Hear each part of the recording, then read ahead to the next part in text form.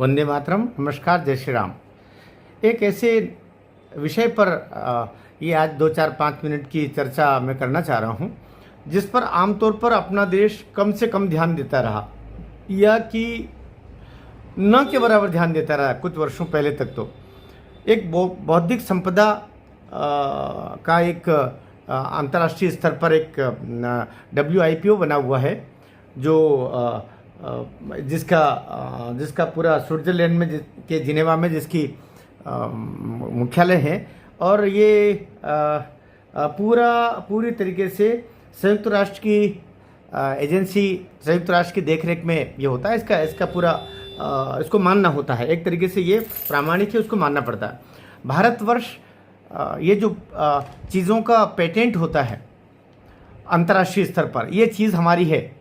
जैसे कुछ समय पहले आपने देखा होगा ना कि वो बासमती चावल को लेकर के और किसी और ने नीम को लेकर के बहुत सारी बातें, बहुत सारे कुछ अन्य भी इनके दावेदार खड़े हो जाते हैं।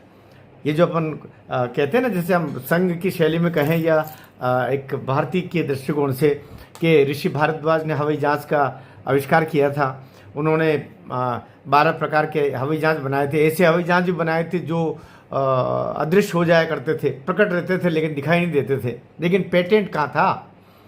तो अब जो दुनिया बदली है तो अब पेटेंट महत्वपूर्ण हो गया है ना। इसीलिए अब तो वही जब भी माना जाएगा कि राइट बंधु ने उसका हवाई जहाज़ का आविष्कार किया, क्योंकि आप भारत के पास पेटेंट कहाँ है? हम कहते रहे अपने मुंह से जो हम बोलना चाहें बोले, लेकिन वो पेटेंट नहीं हो पाया। तो अब जिस पर बात कि पहली बार भारत ने 2023 के जो अब आंकड़े आए हैं, दुनिया भर में 35 लाख पेटेंट जिसको WIPO बोलते हैं वो संस्था, उसमें 35 लाख कुल मिलाकर के ऐसे ट्रेडमार्क, पेटेंट, व्यावसायिक मानकीकरण, नामकरण, उसको लेकर के जो होता है, उसमें भारत प्रथम 10 देशों में शामिल हुआ है। और 64,000 उसमें है 64,480 उसने अपने दावे प्रस्तुत किए हैं।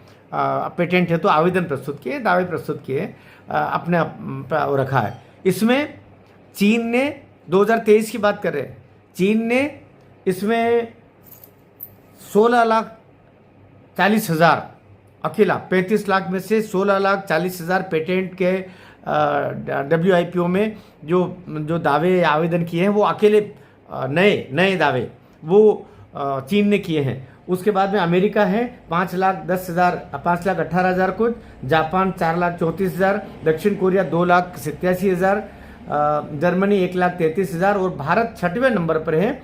64,480 आवेदन उसने प्रस्तुत किए, जो 22 की तुलना में दुगने हैं। उसने जो 64 के उससे पहले वाले साल में वो 32,000 ही थे। हम हज़ार में हैं और लोग बाग लाखों में हैं, और हम इसकी तरफ ध्यान ही नहीं। सामान्यतया जो चीन निर्मित सामान ले आओ, अमेरिका से निर्मित सामान ले आओ, फलाने देश से सामान ले आओ, यहाँ तक दुल्हने में दूसरे देश की ले आओ। तो हम निर्माण और निर्माण के साथ में उसकी ब्रांडिंग और उसका ट्रेडमार्क इंटरनेशनल लेवल पर उसका स्वीकृत कराना और उसकी अंतर्राष्ट्रीय स्तर पर उसकी मार्केटिंग करना, ये सब उसमें भारतीय बहुत पिछड़े हुए। तो ये एक ऐसी समाचार आपकी निगाह में भी आया होगा, आकर के निकल गया होगा, लेकिन मैं सोचता हूँ कि आपकी दृष्टि में फिर से चर्चा में लाया जाए। हमारे देश के जो बिजनेसमैन हैं, हमारे देश के जो साइंटिस्ट हैं, हमारे देश के जो कलाकार हैं, वे अपने उत्कृष्ट कृतियों का, अपने आविष्कारों का, अपने व्यवसाय के नए प्रयोगों का, अपनी सामग्रियों का, अपने उत्पादन का अधिकतम WIPO में जाकर के, और संयुक्त राष्ट्र संघ की ये संस्था है जिसका मुख्यालय जिनेवा में है, और तो उसमें जाकर के स्विट्जरलैंड में, तो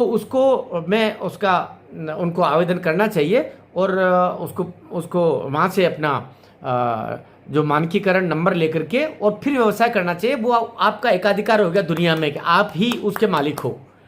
तो इस पर मैं सोचता हूँ कि सारे जो व्यावसायिक बंधु हैं, सारे विनिर्माण क्षेत्र के बंधु हैं, कलाकार हैं, वैज्ञानिक हैं, उन सबको इस पर बहुत ध्यान देना चाहिए। मैं सोचता हूँ कि मेरा आज का ये जो वीडियो है 5 मिनट का, थोड़ा सा अलग विषय ज़रूर है, लेकिन इसको भी हमारे देश के बंधु और नई सोच वाले जो लोग हैं वे उसको स्वीकार करेंगे और नीचे प्रतिक्रिया भी देंगे। और आपसे निवेदन है कि आप देखा अवश्य करें, फिर अगर आपको अच्छा कोई कंटेंट लग रहा है तो उसको अपने उससे संबंधित बंधुओं के पास में उसको शेयर कर दिया करें, ताकि उन तक भी ये बात जाए। भारत माता की जय।